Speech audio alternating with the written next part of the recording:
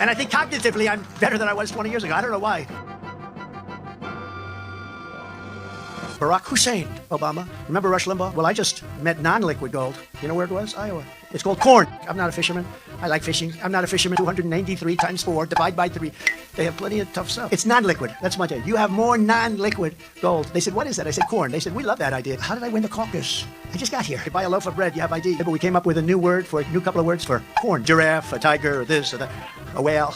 Which one is the whale? Trying to debank you from your political beliefs, what they do. They want to debank you, and we're going to debank. Think of this. They want to take away your rights. They want to take away your country. The things they're doing, all electric cars. Could I just advise you for your own health, do not watch this until the end, because at the end we have Chip Roy, who is, you don't want to see it. It's not very good. Self-imploded. Who knows what he's upset about?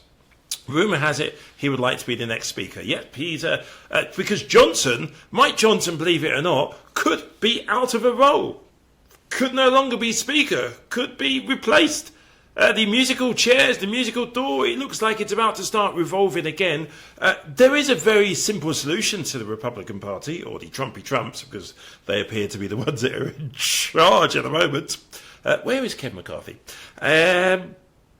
If they want somebody who's responsible, is there to make sure that policy is discussed, has a mature, responsible attitude, listens, uses these, understands that he's there to represent the people and not rush to do a sound check on cable news, Hakeem Jeffries is there. In case you are a Trumpy Trump and you're thinking, Hakeem Jeffries, tell me more. Okay. It's now my honor to yield 1 minute to the dynamic, distinguished, and dedicated Democratic leader, Mr. Jeffries from New York. New York is recognized. Thank you, Mr. Speaker.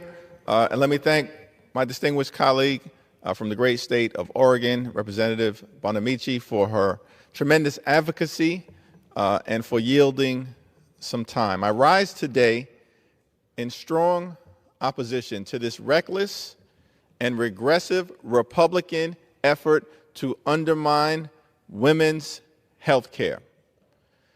House Republicans have begun this year the same way that they ended last year, targeting women's reproductive freedom. The distinction between Democrats and extreme MAGA Republicans on the abortion care issue couldn't be any clearer. House Democrats believe in a woman's freedom to make her own reproductive health care decisions.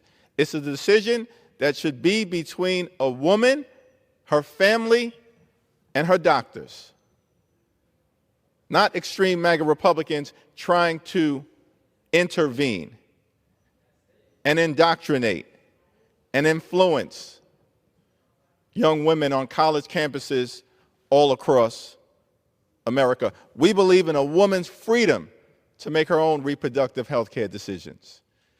What House Republicans want to do is to criminalize abortion care. House Republicans want to impose a nationwide abortion ban. House Republicans want to undermine reproductive freedom. And that's what the underlying bill that's on the floor right now is all about. Nothing more and nothing less. If the legislation that is under consideration was really about improving the opportunity for the children, the infants, the babies of America to live a healthy life, then extreme MAGA Republicans would join Democrats in our efforts to bring that about. House Democrats are trying to address the challenges around infant mortality in America. Extreme MAGA Republicans refuse to join us. House Republicans could be working to deal with the challenges around child poverty in America, but they refuse to join House Democrats in our efforts to go back to the transformative child tax credit that was part of the 2021 American Rescue Plan. House Democrats are working to deal with the problem of child hunger in America, but extreme MAGA Republicans are trying to cut nutritional assistance for children and families in our great country.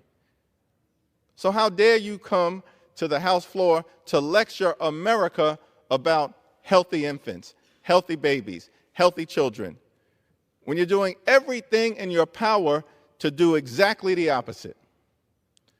The notion that this bill has anything to do with transparency and providing information to young women on college campuses all across America is undermined by the fact that the Democratic amendments that were offered to provide a comprehensive set of information to women were consistently rejected. Extreme MAGA Republicans rejected any effort to make sure that young women on college campuses were provided information about the full range of reproductive health care. Extreme MAGA Republicans rejected the effort to provide the young women of America with information about the dangers of a miscarriage. Extreme MAGA Republicans rejected the efforts by House Democrats to make sure that the young women of America were provided information about contraceptives. Why? Because House Republicans have only one objective: a nationwide abortion ban. And this legislation is part of that effort. And that's why, instead of the Congress dealing with issues related to the economy, or housing, or inflation, or public safety, or health care, House Republicans have us voting on bills to undermine a woman's freedom to make her own reproductive health care decisions. And so I strongly urge everyone to reject this extreme piece of legislation and join us in trying to uplift women, children, and families in America. And our promise to the country is as follows. House Democrats will stand strongly behind reproductive freedom today. We will stand strongly behind reproductive freedom tomorrow. We will stand strongly behind a woman's freedom to make her own reproductive health care decisions forever until we crush the extreme MAGA Republican effort to criminalize abortion care. I yield back. Gentlemen. People are tired of getting a complete lack of representation from their representatives. Nobody in this country looks at Congress and says, wow, heck of a job, guys and gals. Well done. Who would do that? Would we do that? By the way, it does not matter who's sitting in the speaker's seat or who's got the majority. We keep doing the same stupid stuff. Now, my colleagues on the other side of the aisle have no problem with wide open borders endangering the people that I represent. None. And my constituents are the ones left holding the bag, and the people of Texas are the ones left spending $12.5 billion. And my people are the ones who have 6 kids die from fentanyl poisoning in the school district that I represent. Yeah, it's not fun to smirk at that, is it, when we're talking about dead children from fentanyl poisoning because of wide open borders, because of the policies of my Democrat colleagues who refuse to do anything about it. Not a thing. Not a thing do my colleagues do about the wide open borders. And I will continue to speak to my colleagues because... House will be in order. The gentleman will address his comments to the chair. Well, Madam Speaker, I am addressing my comments to the chair. The House will be in order. I'm addressing the chair on behalf of the people that I represent who are dying in Texas because of Democrats. Directly because of Democrat policies. And they can shake their heads all they want, but the blood of the people in Texas are on their hands. My colleagues flippantly dismiss the fact that people in Texas are dying because of their policies and that the migrants that they pretend to care about are dying because of their policies, and then lie and say that Texas is responsible for migrants who die in the Rio Grande River when their own Department of Justice offers the truth, which is those migrants died in the river and were pulled out by Mexican authorities before Border Patrol was ever contacted.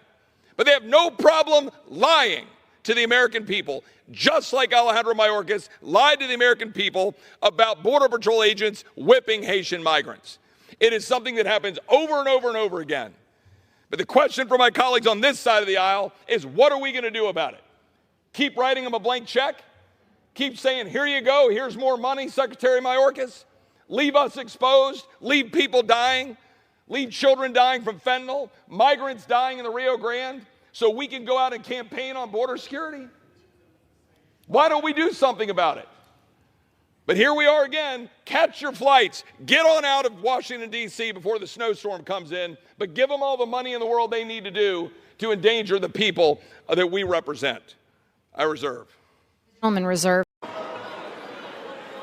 Pursuant to Clause 8 of Rule 20, the unfinished business of the vote on the motion of the gentlewoman from Texas, Ms. Granger, to suspend the rules and concur in the Senate amendments to H.R. 2872.